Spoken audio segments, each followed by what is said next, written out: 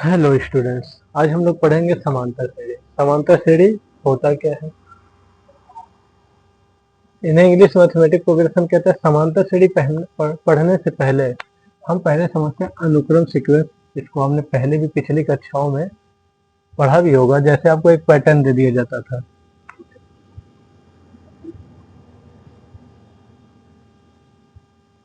ऐसे, और कहा जाता था आगे के 3 टर्म लिखिए या 3 पदों को आगे तक लिखिए। तो आप क्या करते थे, आप समझते थे। अब 5 5 में 10 जुड़े, 15 15 में 10 जुड़े 25, 25 में 10 ऐड किए तो कितना 35। ऐसे ही आगे ऐड करके हम लोग 45, फिर 10 ऐड किए 55, फिर 10 ऐड किए तो 65। ऐसे ही अनुक्रम बनाता है। मतलब पैटर्न को देखकर हम आगे की पैटर्न को पूरा करते थे। हम इन्हीं पैटर्नों को क्या कहते हैं, सीक्वेंस कहते हैं। जब ये पैटर्न एक निश्चित नियम का पालन करते हैं तो उन्हें हम सीक्वेंस कहते हैं, अनुक्रम कहते हैं। सभी को हम श्रेणी नहीं कह सकते, उनमें एक निश्चित बॉन्डिंग होता है, एक निश्चित अगली वाली संख्या बाद वाली संख्या से एक निश्चित रिलेशन होता है, बॉन्डिंग होती है, संबंध होता है। तो उन्हें हम कहते हैं सीक्वेंस या अनुक्रम। जैसे हम कुछ एग्जांपल समझते हैं। यहाँ पे दिया हमें 1 का स्क्वायर, 2 का स्क्वायर, 3 का स्क्वायर, 4 का स्क्वायर। अब हम आपसे पूछें आगे वाली संख्या का टर्म बताइए क्या होगा, अगला पद क्या होगा। तो आप कहोगे ये सभी संख्याएं क्या है, क्रम से हैं और स्क्वायर है, वर्ग है। तो आप कहोगे 5 का स्क्वायर होगा। तो ये एक निश्चित नियम का पालन करते हैं, क्रम से चलते हुए क्या हो रहा है, स्क्वायर में हो रहा है। तो ये क्या है, हमारा सीक्वेंस है, अनुक्रम है। जैसे इसको देखते हैं, 2 4 8 16 32 को। तो 2 का 2 गुना 4, 4 का 2 गुना 8, 8 का 2 गुना 16, 16 का 2 गुना 32।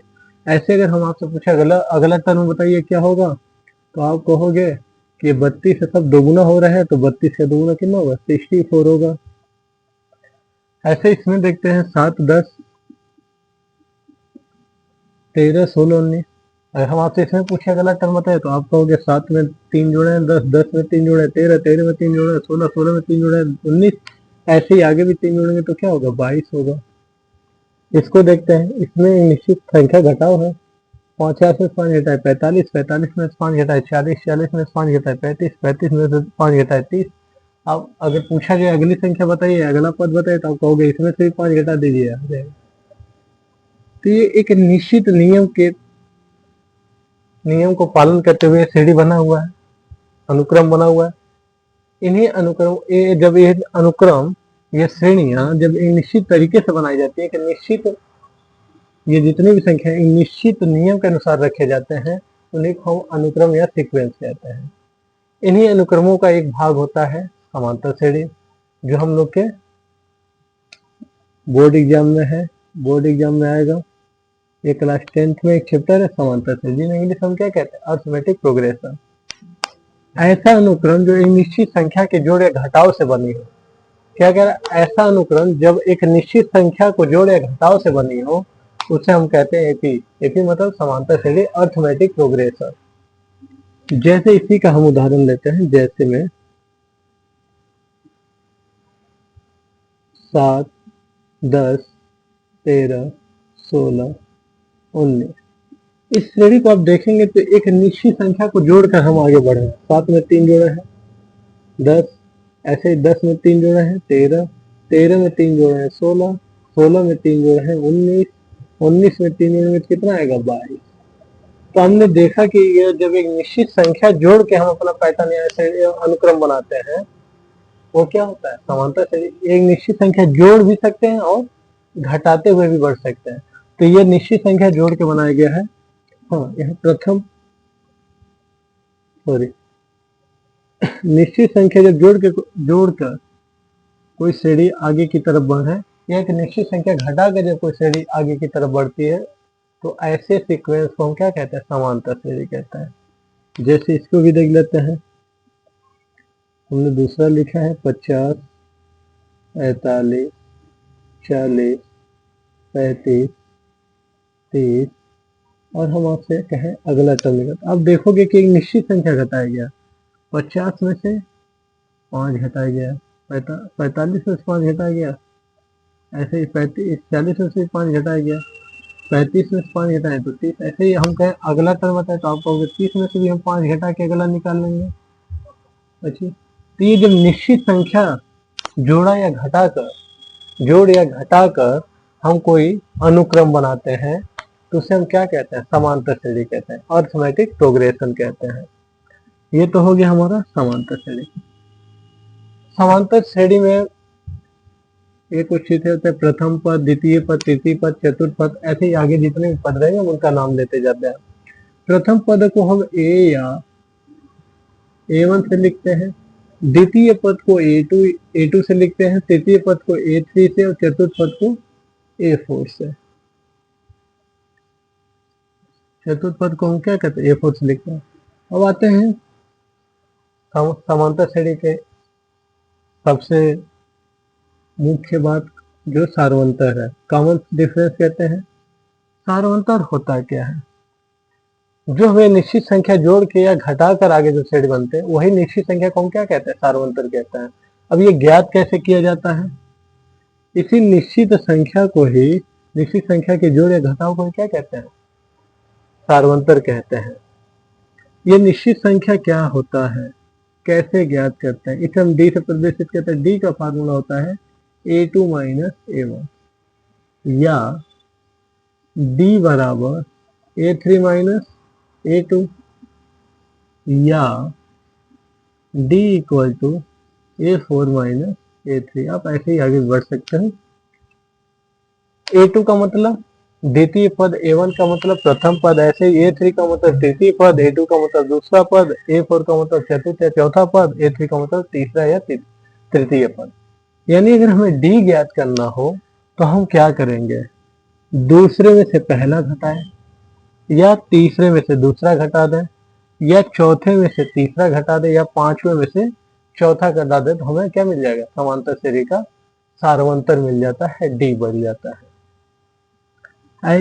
इसमें से भी ऐसे ही 45 में से 50 घटाएं तो भी -5 आएगा, 40 में से 45 घटाएं तो भी -5 आएगा। तो यहाँ पे भी डी ऐसे निकालेंगे हम। यानी डी क्या होता है? बाद वाली संख्या में से ठीक पहली वाली संख्या घटा के हम क्या निकालते हैं? समांतर श्रेणी का सार्वंतर निकालते हैं, डी निकालते हैं। नोट कर लीजिए।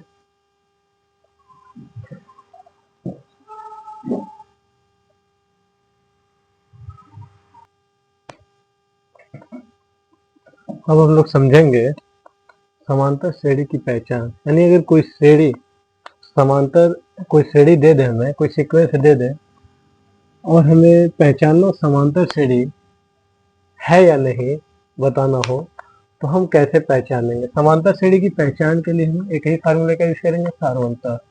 जो सार्वंतर का आपका फार्मूला होता है वो समांतर श्रेणी की पहचान होता है। यानी हम समांतर सार्वंतर के फार्मूले से ही बता सकते हैं कि कोई श्रेणी समांतर में है या नहीं, यानी एपी में है या नहीं। जैसे कुछ एग्जांपल यहाँ पे देखते हैं। जैसे ये अनुक्रम यानी ये सीक्वेंस जो दिया 4, 10, 16, 22 दिया है, हमें पहचानना है कि ये श्रेणी समांतर में है कि नहीं। तो सबसे पहले हम सार्वंतर निकालते हैं। देखेंगे, सॉल्व करेंगे। A2 माइनस A1, यहाँ पे A1 प्रथम पद को A2 दूसरे, तीसरे, चौथे, ऐसे A3 से A4 कहेंगे। घटाते हैं। A2 कितना है यहाँ पे? 10 माइनस 4, इसका जो डिफरेंस है कितना है? 6। ऐसे ही हम A3 में से A2 घटा लेते हैं। A3 हमें कितना दिया है? 16 माइनस 10, इसको घटाएंगे तो इसका भी अंतर 6 आ गया। ऐसे ही A4 minus A3, A4 minus A3, तो A4 यहाँ क्या है हमारा? 22 और A3 16, इसको भी घटाएंगे तो कितना आएगा? 6 आएगा। अब ध्यान से देखिएगा, इन सब में जो डिफरेंस है वो क्या है? बराबर है। ठीक बाद वाली संख्या इसको घटाए 6, इसको भी घटाए 6, यहाँ से इसको घटाए 6, सभी के अंतर क्या है? बराबर है। हम लिखेंगे क्या? चूंकि सार्वंतर यानी कॉमन डिफरेंस, सार्वंतर समान है, समान है, इसलिए दी गई जो सीक्वेंस है वो कहाँ किसमें होगा, अर्थमेटिक प्रोग्रेशन में होगा, यानी एपी में होगा, एपी में है। इसलिए दी गई श्रेणी जो है वो किसमें है, हमारा समांतर श्रेणी है। इसको देखते हैं, ये दिया 2 माइनस 2 सॉरी माइनस 2 2 माइनस 2 2, इसमें भी वही सॉल्व करेंगे तो लगाएंगे a2 माइनस a1, a2 हमारा क्या है 2 माइनस और ये माइनस 2, ये याद रखिएगा माइनस का फॉर्मूला है। यहाँ a1 का मान किसमें है, माइनस है तो माइनस लेंगे। ये 2 प्लस 2 कितना हो गया 4। ऐसे ही हम निकालेंगे a3 माइनस a2, हमारा a3 कितना है -2 और a2 कितना है 2, ये कितना आ जाएगा -4 आएगा। ध्यान से देखिएगा, यहाँ पे जो d का मान है वो प्लस है और यहाँ जो d का मान है वो कितना है माइनस है। ये दोनों क्या है अलग अलग है। यहाँ पे जो d यानी समांतर है हमारा दोनों में अलग अलग है, एक में प्लस में आ रहा है एक माइनस में। अतः ये दिया गया श्रेणी क्या है समांतर श्रेणी में नहीं है। देखेंगे चूंकि बिकॉज सार्वंतर समान समान नहीं है, it is not equal to common difference, so दी गई श्रेणी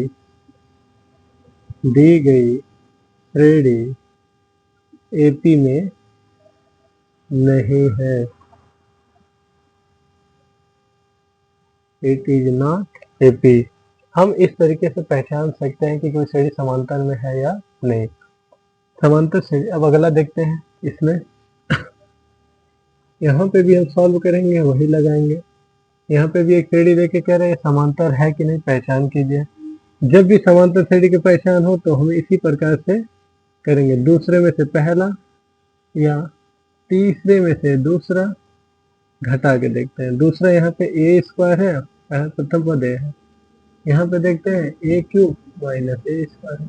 इन दोनों का अंतर क्या है अलग अलग है, क्योंकि यहाँ पे ए पे घात 2 है और यहाँ पे ए पे घात 3 और ए पे घात 2 है, जबकि ये दोनों क्या है अलग अलग है। यहाँ पे भी हम देखेंगे चूंकि सार्वंतर क्या है समान नहीं है, इक्वल नहीं है, समान नहीं है, इसलिए दी गई जो श्रेणी है, इन दिया गया जो सीक्वेंस है वो एपी में नहीं है, एपी में नहीं है। हम इस तरीके से पहचान सकते हैं कि कोई श्रेणी समांतर में है या नहीं।